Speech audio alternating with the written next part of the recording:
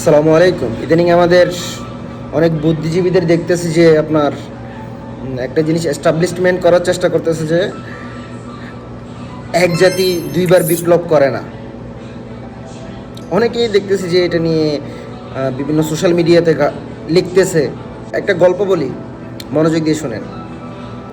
আপনার একটা হাঁচি আসতেছে, হঠাৎ করে হাঁচিটা আসা বন্ধ হয়ে গেল, তখন আপনি কি করেন?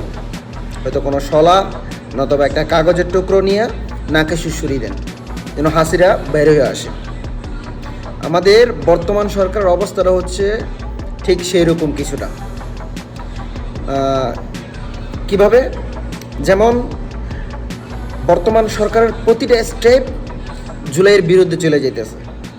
এখন যে ছেলেটা হাত হারাইছে, পা হারাইছে, চোখ হারাইছে, এবং যে ছেলেটার ভাই মারা গেছে, নয়তো বা বন্ধু মারা গেছে, বা চোখের সামনে মারা গেছে, কেউ দেখছে, জুলাইয়ের আন্দোলনের রাস্তাতে ছিল, ওই ছেলেগুলো কি তাদের দাবিটা এত সহজে ছাইরা দিব? কি মনে হয় আপনার? এতটাই সহজ?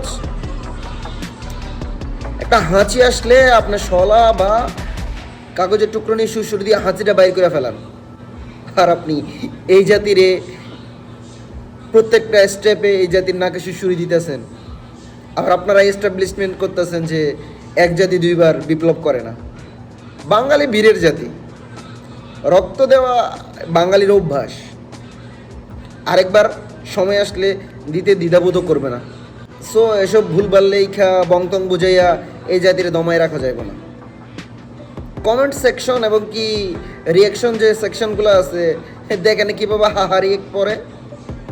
কমেন্ট সেকশনে কি গালিগুলো পরে দেখেন না আপনারা একবার।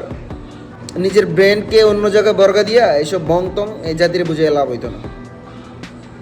যখন সময় আসবে, যখন প্রয়োজন হইব, বীরের জাতি আবার মাঠে নামব। আমরা চাই দেশটা সুন্দর সুশৃঙ্খল ভাবে চলো, এটাই সবার প্রত্যাশা।